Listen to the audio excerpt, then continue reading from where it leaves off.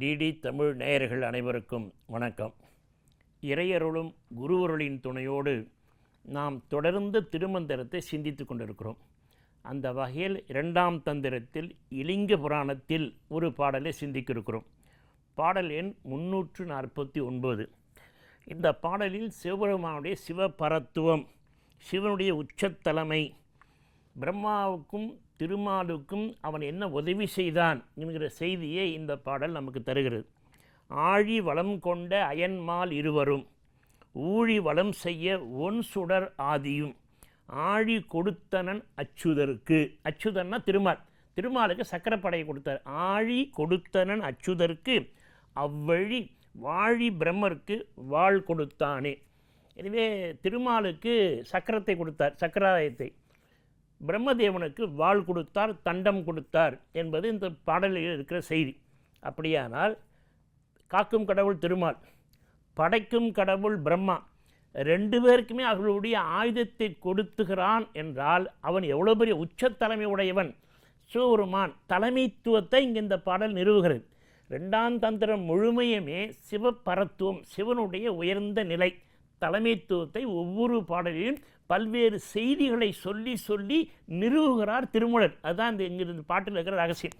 என்ன சொல்லுகிறார்? குற்றம் செய்திலே இயல்பாக உடைய உயிர்களுக்கு அந்த இறைவன் பிராயச்சித்தம் செய்யணும் இல்லையா? ஒரு குற்றம் தப்பு செஞ்சா அதுக்கு என்ன பிராயச்சித்தமாக? சிவ வழிபாடு, சிவனை வழிபாடு செய்வதுதான் பிராயச்சித்தம்.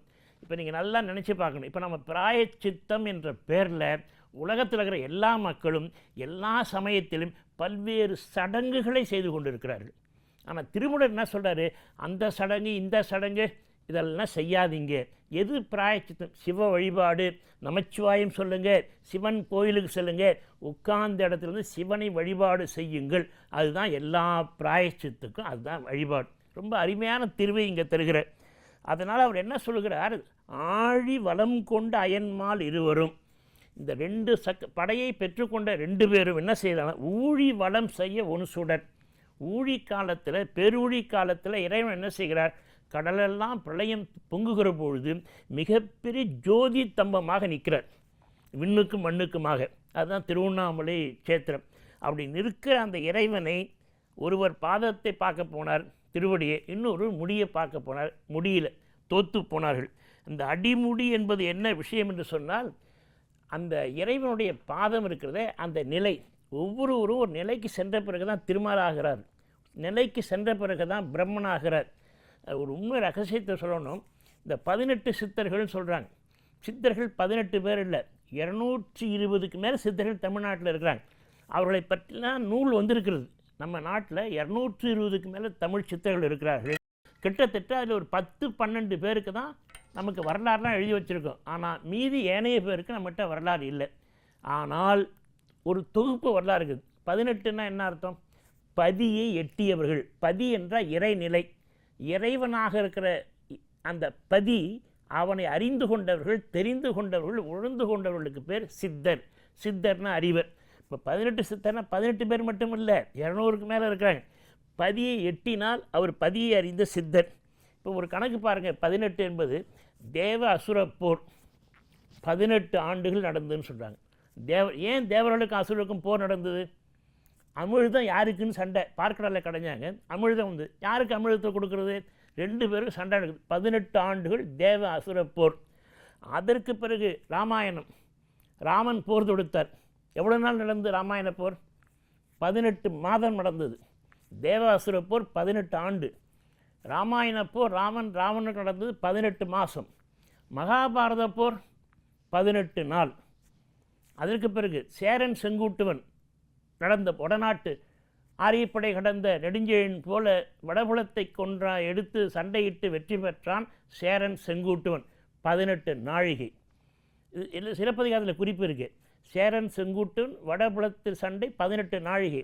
மகாபாரத போர் 18 நாள். ராமாயண போர் 18 ஆண்டு. 18 மாதம். தேவ அசுர போர் 18 ஆண்டு. அதுக்கு இப்போ பாருங்கள், 18 பதி எட்டணும். இப்போ 18ஆம் படி கருப்புன்னு சொல்கிறோம். இப்போ தமிழ்நாடு பூரா 18 ஒரு குறியீட்டு சொல், ஒரு குறியீட்டு சொல். இப்போ ஐயப்பன் சொல்கிறோம், சபரிமலை 18 படி. அப்போ ஐயப்பனுக்கும் 18 படி, 18ஆம் படி கருப்பனுக்கும் 18 படி, 18 சித்தர்கள், 18 நாழிகை சேரன் செங்குட்டுவன், 18 நாள் மகாபாரத போர், 18 மாதம் ராமாயணம் போர், 18 ஆண்டு தேவ அசுர போர்.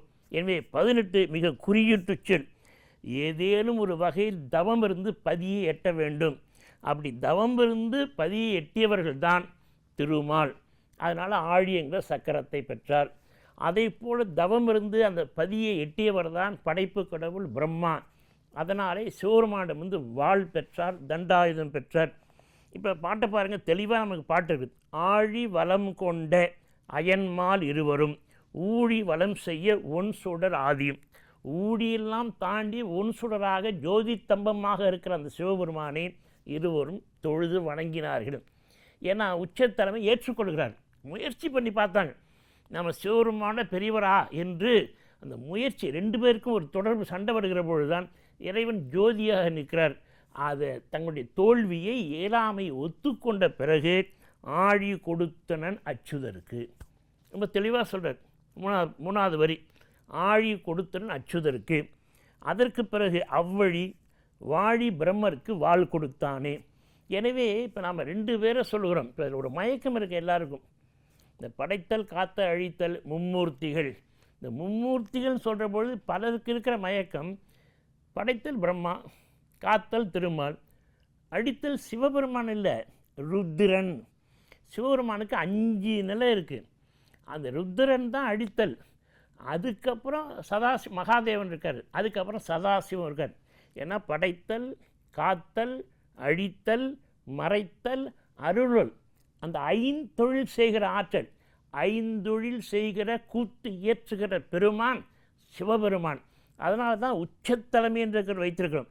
எனவே கடல் போல் அந்த ஊழி பெருகிற பொழுது இந்த இருவரும் மற்ற ஏனையவரும் அந்த உண்மை பொருளை, மெய்ப்பொருளை அடைய முடியாத பொழுது, சந்திக்க முடியாத பொழுது இறைவன் தன்னுடைய உச்ச தலைமையை நிலைநிறுத்தி இருவருக்கும் படை ஆயுதங்களை தருகிறான். இதை சரியாக புரிந்து கொண்டால்தான் நாம் இந்த உண்மையை புரிந்து கொள்ள முடியும். இல்லை என்றால் நாம் எல்லாரையும் சமம் என்று வைத்துக்கொள்ள முடியாது. திருமால் தான் எங்கிருந்து வருகிறார்? இறைவனிடந்து வருகிறார். பின்னாடி சொல்ல போகிறதெல்லாம் இப்போ திருமந்திரத்தில் நாம் பார்க்க போகிறோம். திருமாலுடைய உந்தி கமலத்திலிருந்து பிரம்மதேவன் வருகிறார். பிரம்மதேவன் தான் படைக்கும் தொழிலை உருவாக்குகிறார். அப்போ ஒன்றுக்குள்ளே ஒன்றாக போய் 3 சொருகிக்கொள்ளும். பிரம்மா திருமால் படைக்கிறார்.